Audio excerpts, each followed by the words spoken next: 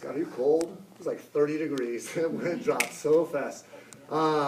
We walked about a mile to a hotel. I told the gentleman what I was doing. I said, is there any way you can give me a blanket or something that my son and I can use outside and sleep? And then I said, I'll return it in the morning when I go to meet this guy. Sure enough, the guy gave us 2 blankets. So he and I went outside. And actually, when we were walking to the hotel, we found a sort of an area where homeless people had slept before and had made beds. So we just walked back to that area and laid our ponchos, got the blankets, slept till about 6 in the morning.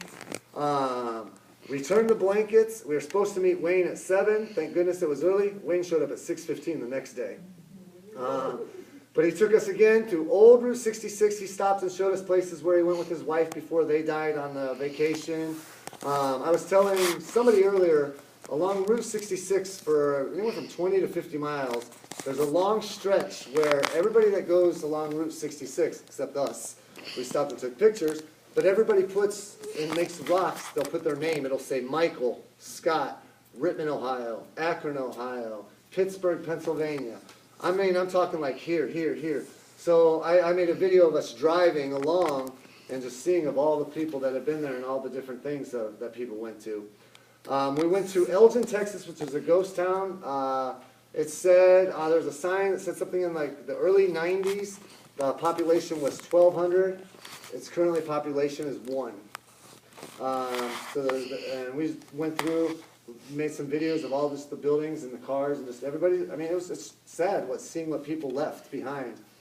So he and I made it to Barstow, California on day 5. So to go to 8:30, right? Day 5, we made it to Barstow, California.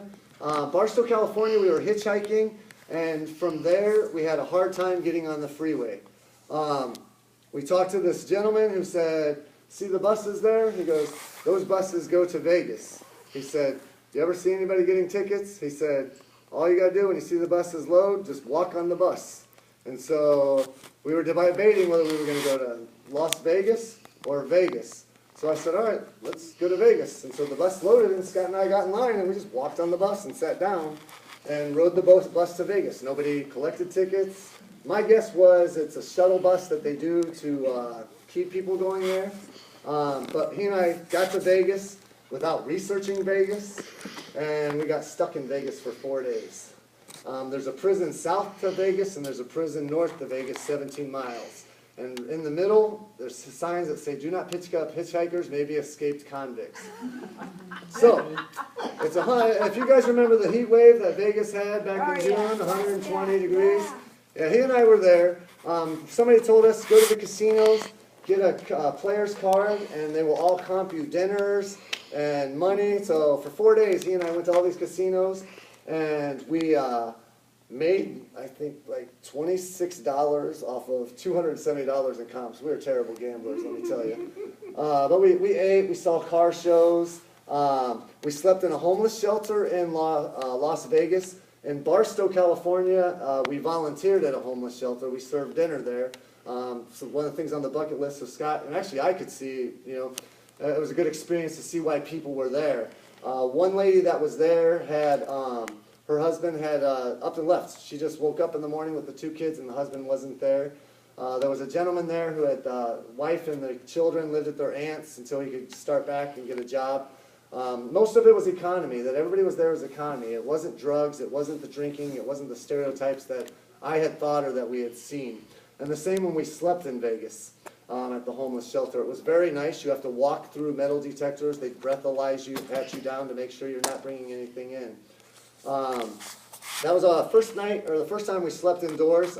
We slept indoors, or outside, 12 out of the 16 nights.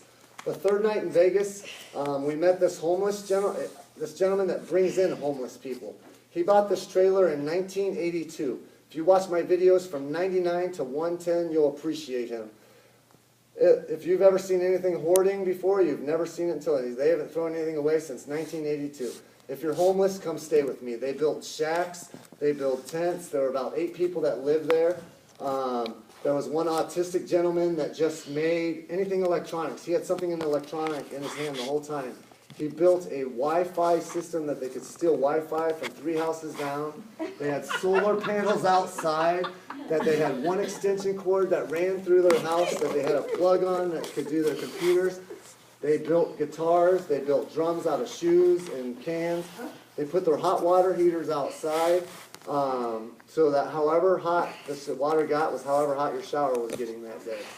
And I kid you not, they do the dishes by letting their dogs lick off their plates, and then they rinse them. And I kid you not, and they're proud of that. And but we met some of the most wonderful people at the homeless shelters at this place.